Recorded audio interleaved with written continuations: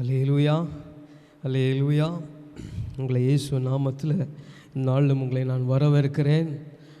இந்நாளிலும் ஆண்டவர் இன்னைக்கு உங்களோடு காண செய்தபடினால் உங்களோடு பேச நாளும் இடைப்பட ஆண்டவர் செய்த பலத்திற்காக நான் ஆண்டவர் நன்றியோடு துதிக்கிறேன். நாளும் நம்ம நிறைய காரியங்களை நம்ம பார்த்துருப்போம்.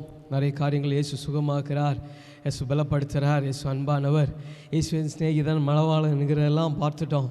ஆமாம், இந்த நாளில் அருமையான ஒரு நேசர நண்பை காணும்படிக்கு இந்த நாளில் அருமையாய் தேவன் காரியங்களை நினைவு கூறும்படிக்கு தேவன் செய்த மகத்துவங்களை தேவன் செய்த பெரிய ஒரு காரியங்களை நாம் நினைவு கூறும்படிக்கு நாளில் நம்ம வந்திருக்கிறோம்.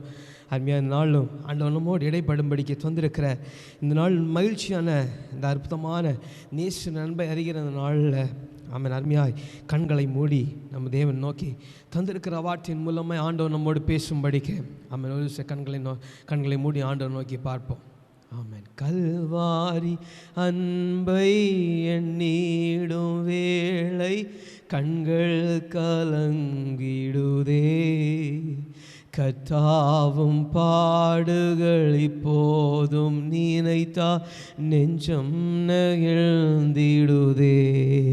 கல்வாரி அன்பை எண்ணிடும் வேளை கண்கள் கலங்கிடுதே, கர்த்தாவும் பாடுகள் இப்போதும் நினைத்தா நெஞ்சம் நெகிழ்ந்திடுதே.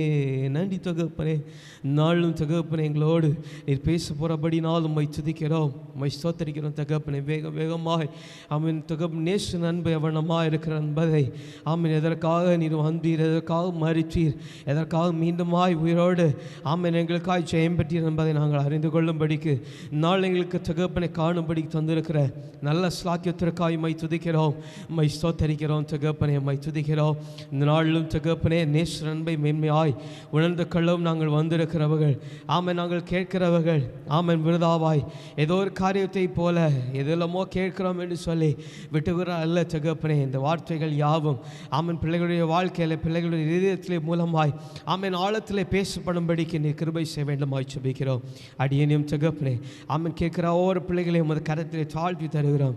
நாங்கள் முழுவதுமாய் சிறுக நீங்கள் பெருக தகப்பனை எங்கள் முற்றிலுமாய் தகப்பனை பொறுப்படுத்திக் கொள்ளுங்க. மீட்பர் பாதம் கெஞ்சி இருக்கிறோம் ஜீவன் நல்ல பிதாவே.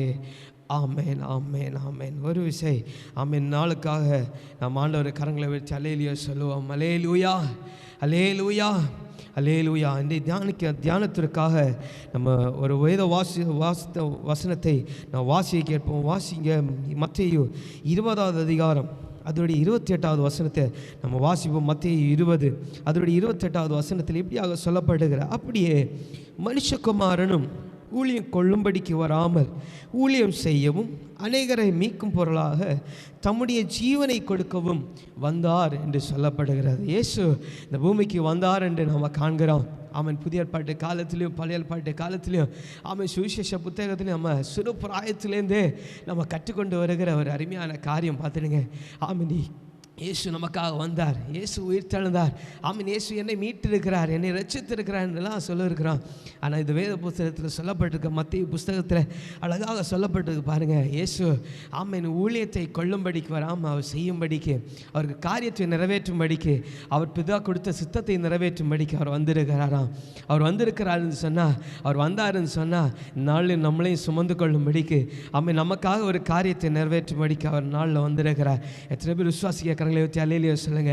அல்லேலூயா, அல்லேலூயா. ஆண்டவர் நாளில் நமக்கு தந்திருக்கிற வேத வாக்கியங்களின்படி அவர் செய்தார் என்று சொல்லப்படுறதை விட அவர் நமக்கு செய்து கொண்டிருக்கிறார். அவர் எனக்காக செய்து கொண்டே இருக்கிறார் என்று சொல்லி அவர் எனக்காக செய்து முடித்தார் என்கிற வேத வசனமும் இருக்கிறது. அல்லேலூயா, அல்லேலூயா. அவர் யாவற்றையும் நமக்காக செய்து முடித்தார், யாவற்றையும் நமக்காக ஜெயித்தார் என்று சொல்லப்பட்ட சங்கீதத்தை பார்க்கிறோம்.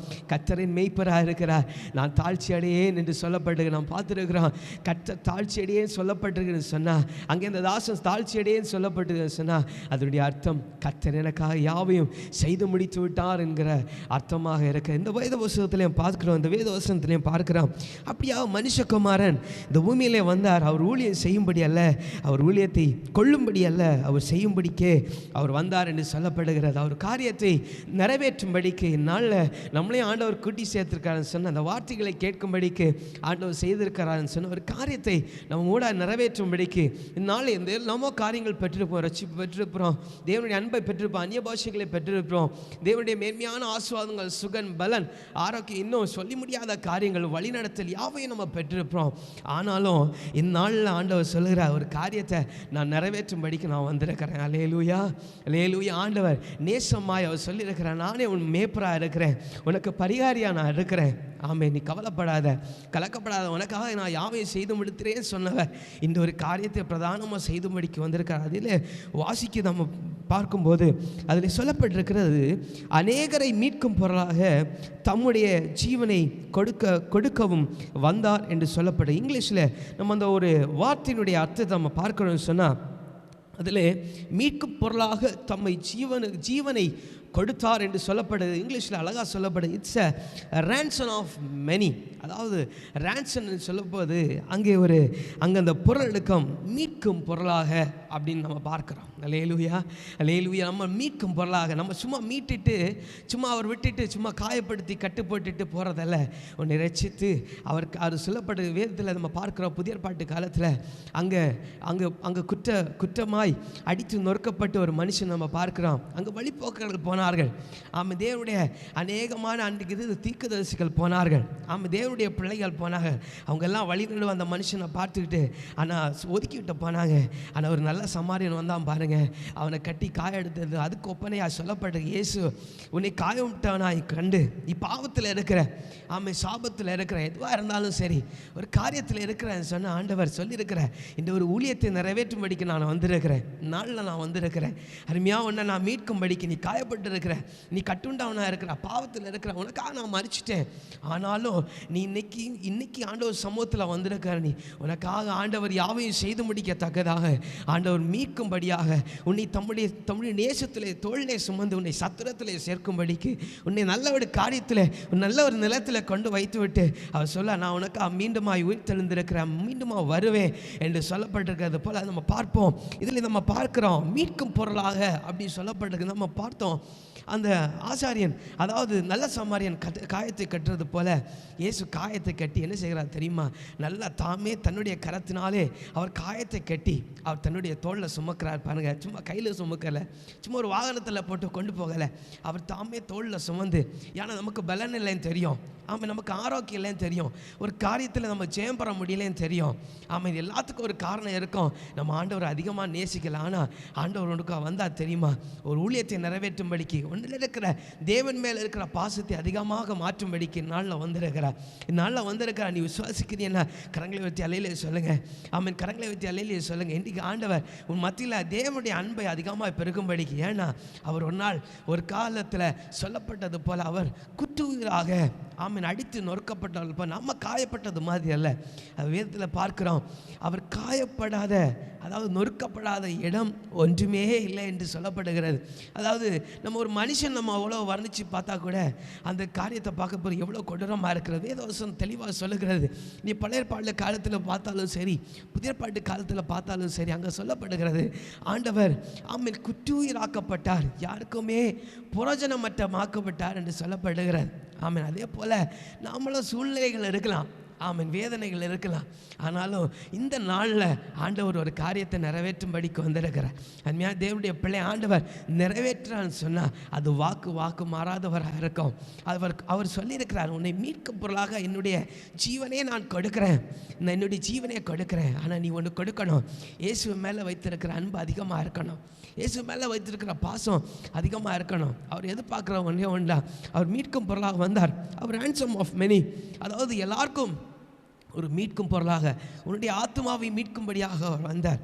ஆமென். அன்று பார்க்கிறான் அந்த அந்த அந்த வழிபோக்கனை ஆண்டவர் கட்டி தன்னுடைய சத்திரத்திலே சேர்த்தார் என்று சொல்லப்படுது. அந்த சத்திர காரணத்தை அவர் ஒப்பு கொடுக்கிறார் என்று சொல்லப்படுது. சபையின் இடத்துல அவர் ஒப்பு கொடுக்கிறார். நம்ம பார்க்கிறோம் இந்த காலகட்டத்தில் நமக்கு தெரியும், இந்த சுவிசேஷன் காரியங்கள் யாவும் தெரியும்.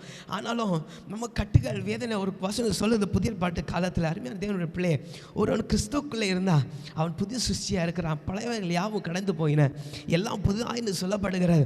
ஆண்டவர் நடத்துகிற காரியம் எவ்வளோமா இருக்குது தெரியுமா? ஆண்டவர் பாசம் கொண்டு உன்னை நேசித்து உன்னை உண்மையாக சத்திரத்தில் அந்த அன்போடு உன்னை அணைச்சி உன்னை சேர்த்துருக்கிறான்னு சொன்னால், நீ அதில் நிலப்பட்டு நிற்கிறான்னு சொன்னால், சேர்த்தது மட்டும் இல்லை, அங்கே சொல்லப்பட காயம் கட்டினவன் அங்கே நிலப்பட்டு நிற்கிறான்ங்கிறத வாசிக்கிறோம். நீங்கள் நிலப்பட்டு நிற்கிறீங்கன்னு சொன்னால், நான் சபையினோட சொல்ல வரல, நீங்கள் இயேசு கிறிஸ்துவ மேலே வைத்திருக்கிற அன்பு, ஒரு பாசம், ஒரு நேசம். இயேசு என்னை நேசிக்கிறார். வலிப பிள்ளைங்க, இயேசு என்னை நேசிக்கிறார், அருமையாக நேசிக்கிறான்னு சொல்லி நம்ம வாய்னால சொல்லுறதில்ல. இயேசு எவ்வளோவாய் காயப்பட்டார், நமக்காக மரண பரியந்தம் தன்னுடைய ஜீவனை கொடுத்து சொல்லப்படுகிறது. குத்தப்பட்ட பொழுது எக்ஸ்ட்ராவாக ரத்தம் வரலையா, தண்ணீர் தான் வந்துச்சுன்னு சொல்லப்படுது. எல்லாம் நம்ம கேள்விப்பட்ட காரியங்கள். அதிலும் இயேசு உன் மேலே ஒரு காரியத்தை, ஒரு ஊழியத்தை நிறைவேற்றும்படிக்கு, அதாவது இயேசு மேலே நீ வைத்திருக்கிற அன்பு 100 படி உயரும்படிக்கு நாளில் அவர் வந்திருக்கிற அருமையாக தேவனுடைய பிள்ளை. ஏசாயா புஸ்தகத்தில் வாசிக்கிற ஏசாயா 53வது அதிகாரம் அதனுடைய 10வது வசனத்தையும் 11வது வசனத்தையும் வாசிக்கும் போது இப்படி சொல்லுகிறது, கர்த்தரே அவரை நொறுக்க சுத்தமாகி அப்படின்னு சொல்லப்படுகிறது. பிதாவே இயேசுவை நொறுக்க சுத்தமாகி அவரை பாடுகளுக்கு அவரே உட்படுத்தினார். அவருடைய ஆத்துமா தன்னை குற்றவாளி நிவாரண பலியாக ஒப்பு கொடுக்கும் போது அவர் தமது சத்தியத்தை சந்ததியை கண்டு நீடித்த நாளாக இருப்பார். கர்த்தருக்கு சுத்தமானது அவர் கைகளில் வாய்க்கும் என்று சொல்லப்படுகிறது. அனிமேல் தேவனுடைய பிள்ளை இந்த புஸ்தகத்தில் வாசிக்கும் போது அங்கே தெளிவாக பார்க்கிறோம், பிதா தாமே தம்முடைய குமாரனை ஒப்பு கொடுத்தார்னு சொல்லப்படுகிறது. பிதா ஒப்பு கொடுத்தான்னு சொன்னால் அவர் சொல்லியிருக்கிறார், என் நிமித்தமாய் தெரிந்து கொள்ளப்பட்ட பிள்ளைகள் எப்படி இருப்பாங்களா, நீடித்த நாட்களாய் கர்த்தருடைய சுத்தமானதை அவர் கையிலிருந்து நிறைவேற்றப்பட்ட பிள்ளைகளாக இருப்பார்கள் என்று சொல்லப்படுகிற 12வது வசனத்தில் இப்படி அவர் சொல்லப்படுகிறது, அவர் தமது ஆத்மா வருத்தின பலனை கண்டு திருப்தி அடைவார் என்று சொல்லப்படுகிறது. அப்போ இயேசு நமக்காக பாடுபட்டு மரித்தார் என்று சொல்லப்படுகிற அந்த மேலான சத்தியத்தினுடைய ஒரு நேசரின் அன்பு, ஒரு அருமையான ஒரு மெய்ப்பொருளுடைய அன்பு நமக்கு உண்மையாக இருக்கிறது. அது ஒரு மேலான காரியத்தில் மட்டும் நிறைவேறுகிறது அல்ல, இந்த உலகத்தின் வாழ்க்கையில் உலகத்தின் காரியத்தில் சொல்லப்படுகிறது. வேதத்தை வாசித்து அவரிடத்தில் உண்மையாய் ஜெபிக்கிற பிள்ளைகள், உண்மையாக பாசம் வைக்கிற பிள்ளைகளை அங்கே வேறு பிரித்து காணப்படலாம் என்று வேதத்தில் பார்க்கிறோம். வேதத்தில் அநேக சாட்சிகளை பார்க்கலாம், தேவனுடைய பிள்ளைகளை பார்க்கிறோம். அங்கே பார்க்கிறோம், நம்ம தேவனுடைய பிள்ளைகள் சொல்லுகிறார்கள், இயேசுடைய வார்த்தையை நம்பி போன பிள்ளைகள் ஒருபோதும் வெட்கப்பட்டு போனதில்லை என்று சொல்லப்படுகிறது. இன்னும் பார்க்கிறோம், நிறைய பார்க்கிறோம், இயேசுவை நோக்கி பார்த்த முகங்கள் எல்லாம் பிரகாசமடைந்தது பார்க்கிறோம். அருமையான தேவனுடைய பிள்ளையை நாள் உண்மையாக ஆண்டவன் நோக்கி பார்த்தேன்னு சொன்னான். அவர் உன்னை மரணத்தின் உள்ளாய் தன்னுடைய ஜீவனை கொடுத்து ஒரு பாவ நிவாரண பலியாக ஒரு மீட்கும் பொருளாக தன்னையே கொடுத்தார் என்கிற உண்மையான அன்பை நீ உணர்ந்தாயின்னு சொன்னா, உண்மையில சொல்றேன், கர்த்தர் சொன்னபடியே கர்த்தருக்கு சுத்தமானது அவர் கையிலிருந்து உனக்கு வாய்த்து கொண்டே இருக்கும், அது குறைப்படாது. அதில் சொல்லப்படுது, அவருடைய அக்கிரமங்கள் யாவையும் 11வது வசனத்தில் சொல்வ, அக்கிரமங்கள் யாவையும் சுமந்து கொண்டார் என்று சொல்லப்படுகிற நாம என்ன செய்கிறோம், ஆண்டவர் சுமக்கல என்று சொல்லி என்ன செய்கிறோம், பழைய வாழ்க்கைக்கு நேராக கடந்து போகிறோம். ஒரு பதில் கிடைக்கல, இல்லை நேசருடைய அன்பு அதிகமாக தெரியலை அப்படின்னு சொன்னால் நம்ம என்ன செய்கிறோம், இயேசுவை விட்டு கடந்து போகிறோம். ஆனால் இயேசு அப்படி இல்லை, எப்போ நீ திரும்பி வருவ, எப்போ என் மரணத்தினுடைய அன்பை நீ நோக்கி பார்ப்பேன்னு சொல்லி அவர் அருமையாக காத்திருக்கிற தேவனுடைய பிள்ளை, காத்திருக்கிற தேவனை நீ விட்டு விடாத. ஆண்டவர் நாளில் வந்திருக்கிற நீ உன்னை நோக்கி பார்த்தவராக, அந்த 38 வருஷம் வியாதியாக இருந்தவரை நோக்கி பார்த்தது போல நாளிலும் இந்த மகிமையின் நாளில் இந்த ஆராதனையில் கலந்து கொள்ளுகிற நீ, இந்த காரியத்தை கேட்கிற நீ, அருமையான தேவனுடைய பிள்ளை, ஆண்டவர் உன்னிடத்தில் நிறைவேற்றும்படிக்கு, உன்னிடத்தில் இருக்கிற காரியத்தை நிறைவேற்றும்படிக்கு, ஒரு ஊழியத்தை அவர் நிறைவேற்றும்படிக்கு அவர் நாளில் வந்துடுகிற அருமையான தேவனுடைய பிள்ளை. அவர் மரித்தார் மட்டும் சொல்ல முடியாது, அவர் உயிர் தெழுந்தார் என்கிற காரியத்தை நம்ம பார்க்கிறோம். பார்க்க முடியும். அதில் ரீசர்கேஷன் அப்படின்னு பார்க்கிறோம். ரோமர் எழுதுகிற புஸ்தகம், அவர் உயிர் தெழுந்தது பாருங்க, நம்ம பார்க்கிறோம். 3வது நாளில் கர்த்தர் உயிர் தெழுந்தார் என்று பார்க்கிறோம். உயிர் தெழுந்த மேன்மையான காரியங்கள் 3 பாருங்க. கர்த்தர் எப்படி மரணத்தை அவர் தன்னுடைய சொந்த காரியமாக எடுத்து நமக்காக, அவருக்காக இல்லை நமக்காக எடுத்தார் என்று சொல்லப்படுவது போல நமக்காக உயிர்த்தார் என்கிற காரியத்தில் ஒரு 3 காரியத்தை சுருக்கமாக வேகமாக பார்த்து கடந்து செல்வோம். ரோமர் 4வது அதிகாரம் அதனுடைய 25வது வசனத்தை நம்ம பார்க்கும்போது, ரோமர் எழுதின புஸ்தகம் அதனுடைய 4வது அதிகாரம் 25வது வசனத்தை நம்ம பார்க்கும்போது அங்கு இவ்வளமாக சொல்லுகிறது. அவர் 24வது வசனத்திலே நம்முடைய கர்த்தராகிய இயேசுவை மரித்தெழுந்து எழுப்பினவரை விசுவாசிக்கிற நமக்கும் அப்படியே எண்ணப்படும். அவர் நம்முடைய பாவங்களுக்காக ஒப்புக் கொடுக்கப்பட்டும் தாம் நீதிமான்கள் ஆக்கப்படுவதற்கும் எழும்பப்பட்டார் என்று எழுதியிருக்கிறார். அல்லேலூயா, அல்லேலூயா. இது ரோமர் புஸ்தகத்தில் பார்க்குறோம். அங்கே ஒரு ஜஸ்டிஃபிகேஷன் சொல்லும்போது நம்ம ஒரு இடத்துல உலகத்தின் காரியத்தில் பார்க்கும்போது ஒரு நல்லவனையும் ஒரு கெட்டவனையும் பிரித்து பார்க்கறத நம்ம ஜஸ்டிஃபிகேஷன், ஒரு நீதிக்கு செய்கிற காரியத்தில் பார்க்குறோம். ஆனால் தேவன் நம்மளை என்ன செய்கிறார் தெரியுமா? ஒரு சபையினிடத்தில் ஒரு இடத்துல போய் பிரித்து பார்க்குறதில்ல, நம்மளை நீதிமான் ஆக்கும்படிக்கு தான் அவர் உயிர்த்தெழுந்திருக்கிறார். மரித்தது உண்மைதான், அவர் உயிர்த்தெழுந்திருக்கிறார் சொன்னால் அதனுடைய காரியங்கள் நம்ம பார்த்து கொண்டு இருக்கிறோம். முதலாவது காரியம், நம்மளை நீதிமான் ஆக்கும்படிக்கு அவர் நம்மளை நேசித்து அழகாய் கூட்டி சேர்த்த நோக்கத்தை அவர் மெயினாக அவர் போய் உயிர்த்தெழுந்திருக்கிற காரியம் சொன்னால் அதில் முதலாவது நம்மளை நீதிமான் ஆக்கும்படிக்கு. 2வது பார்க்கிறோம் 1 கொரிந்தியர் 15வது அதிகாரம் 55வது வசனத்திலேருந்து 57வது வசனத்திலேருந்து நமக்கு எல்லாருக்கும் தெரிந்த வசனம், நம்ம சொல்லுகிற ஒரு சத்தத்தின் வசனம், நம்ம ஜெபிக்கும் போதெல்லாம் சொல்லுகிற ஒரு காரியம், மரணமே ஒரு கோரங்கே பாதாளமே ஒரு சேமே. அவர் மரணத்தை ஜெயிக்கும்படிக்கு, அவர் பாதாளத்தின் காரியங்களை ஜெயிக்கும்படிக்கு, அந்த காலத்தின் சூழ்நிலை யாவை ஜெயிக்கும்படிக்கு அவர் உயிர்த்தெழுந்தார். தேவனுடைய பிள்ளையே, கர்த்தர் உன்னுடைய வாழ்க்கையில அவர் உயிர்த்தெழுந்திருக்கிறார் சொன்னா மரணப்பட்ட நிச்சயம் தான். நேச நன்மை காட்டினது உண்மைதான். ஆனாலும் அவர் சொல்லியிருக்கிறார், நான் இப்பொழுது போகிறேன், போய் உனக்கு ஒரு வாசஸ்தலத்தை ஏற்படுத்தி அந்த நம்பிக்கை உடையாட. அவர் சொல்லியிருக்கிறார், மரணத்தை ஜெயித்து வேதத்தில் பார்க்கிறோம், அவர் மரணத்தை ஜெயித்த நிமித்தமாய் அந்த காலத்தின் ஆழத்தில் இருந்த மரணத்தின் கட்டுகளில் இருந்த பிள்ளைகள் யாவும் தேவனுடைய சமூகத்திலே இளைப்பாறு சந்ததியிலே போய் சேர்ந்தார்கள் பார்க்கிறோம். நித்திய ராஜ்யத்துக்கு ஏதுவாய் ஆயத்தத்தோடு பிரயாசத்தோடு இயேசு உயிர்த்தார், ஜெயித்தார் என்று சொல்லுகிற நாம ஆண்டவர் ஒரு நாள் என்னை மீண்டும் கூட்டி சேர்க்க போகிறார் என்பதை நம்ம விசுவாசிக்கிறோமா? அந்த நேசின் அன்பு நம்ம கிட்டே இருக்கிறார். அவர் நீதிமான் ஆக்குறார். 2வது மரணத்தை ஜெயிக்கிறார். 3வது பாருங்க, ஒரு 2 கொரிந்தியர் 4வது அதிகாரம் அதனுடைய 14வது வசனத்தில் இப்படியாக சொல்லப்பட்டிருக்கிறது, கர்த்தராகிய இயேசுவை எழுப்பினவர் எங்களையும் இயேசுவை கொண்டு எழுப்பி உங்களுடனே கூட தமக்கு முன்பாக நிறுத்துவார் என்று அறிந்திருக்கிறோம் அப்படின்னு சொல்லப்படும். 3வது காரியம், அவர் ஜெயித்தார், நீதிமான் ஆக்குகிறார், அவர் மரணத்தை ஜெயிக்கிறார். 3வது அவர் எழுப்பினதுடைய மேலான காரியம் நம்மளை ஒன்று சேர்க்கும்படிக்கு அவர் சொல்லியிருக்கிறார். பாருங்க, உனக்கு ஒரு வாசஸ்தலத்தை ஏற்படுத்துவேன், அங்கே முத்துக்களும் எப்படி பொன்னிறமான இடங்களும் இருக்கும். எப்படி நதியெல்லாம் தண்ணியெல்லாம் எப்படி நமக்கு கிளாஸ் போல இருக்குமா? அல்லேலூயா, அல்லேலூயா. அப்படி அழகான இடத்தை உனக்கு நான் ஆயத்தம் பண்ண போகிறேன் என்று சொல்லி போயிருக்கிறார். பாருங்க, அங்கே கூட்டி சேர்க்கும்படிக்கு தான் அவர் மீண்டும் உயிர்த்தெழுந்திருக்கிறார். அருமையான தேவனுடைய பிள்ளைகளை, கர்த்தர் மரித்தார், மீண்டும் 3ஆம் நாளிலே வெற்றி சிறந்தார் என்று பார்க்கிறோம். அருமையான தேவனுடைய பிள்ளை, நம்ம எத்தனை பேர் மரித்த இயேசுவிடத்தில் அன்பு பாராட்டோம்? இல்லை, உயிர்த்து போயிருக்கிற இயேசு வருவார் என்கிற நம்பிக்கையோட எத்தனை பேர் காத்திருக்கிறோம்? கண்களை மூடுவோமா? அப்படி எழுப்பி மணால் படிட்டு கண்களை மூடி நாளில் கர்த்தனோடு பேசின பிரகாரம் இந்த அருமையான நாளில் வேகமாக கடந்து போகுது. இது ஒரு அருமையான பண்டிகை நாள் பாருங்க. வேகமாக நாளை மகிமையாய் ஆசரிக்கும்படிக்கு அப்படி எழுப்பி முழங்கால் படிட்டு கண்களை மூடி ஆண்டவருடைய மரித்தார் என்று சொல்லப்படுகிற, தன்னைத்தானே குற்ற நிவாரண பலியாக கொடுத்தார் என்று சொல்லப்படுகிற அந்த மேலான அன்பை நோக்கி பாருங்க. காயப்பட்டார் பாருங்க, கால்களில் கைகளில் ஆணிகள் அடிக்கப்பட்டார் பாருங்க, விழாவில் குத்தப்பட்டார் பாருங்க. ஆனாலும் எல்லாவற்றையும் சகித்து கொண்டு அவர் சொல்லியிருக்கிறார், உன்னை நான் தோளில் சுமந்து உன்னை தாளாட்டி சீராட்டி ஒரு நல்ல மெய்ப்பன் மெய்ச்சலின் நாட்களை கண்டடைகிறது போல நம்ம சொல்லணும். சங்கீதக்காரன் தைரியமாக சொல்லலாம், கர்த்தரின் மெய்ப்பராக இருக்கிறார், நான் ஒருபோது தாட்சி அடைய சொல்லப்படுகிறது போல கர்த்தருடைய நேசன் மனிதனும் உன்னை தாங்கும்படிக்கு, நேசனை அதிகமாக நேசிக்கும்படிக்கு எப்பொழுதும் ஆண்டவர்கிட்ட பேசிக்கொண்டே இருக்கணும். ஆண்டவர் எனக்காக மரித்தார், நாட்களை நினைவு கூறணும், நாட்களை நினைவு கூறும்படிக்கு ஆண்டவர் சொல்லி தந்திருக்கிற அருமையான தேவனுடைய பிள்ளை, நீ மரித்த நாட்களை மட்டுமல்ல, ஆண்டவர் உனக்காக மீண்டுமாய் வரப்போகிறேன் நினைவு கூற வேண்டும். அந்த மேலான ராஜ்யத்தின் அன்பையும் நினைவு கூற வேண்டும். மேலான அன்பையும் நீ நினைவு கூற வேண்டும். நன்றி தகப்பனே, நன்றி தகப்பனே. எங்களோடு இடைப்பட்டபடினாலும் போய் துதிக்கிறோம், எங்கள் உள்ளங்களை ஆவலோடு பேசினபடினாலும் போய் துதிக்கிறோம் தகப்பனே.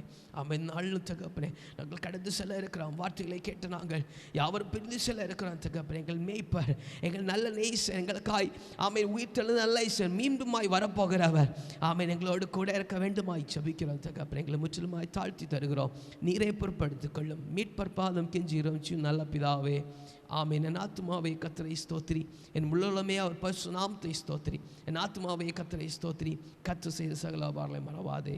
ஆமென், ஆமென், ஆமென்.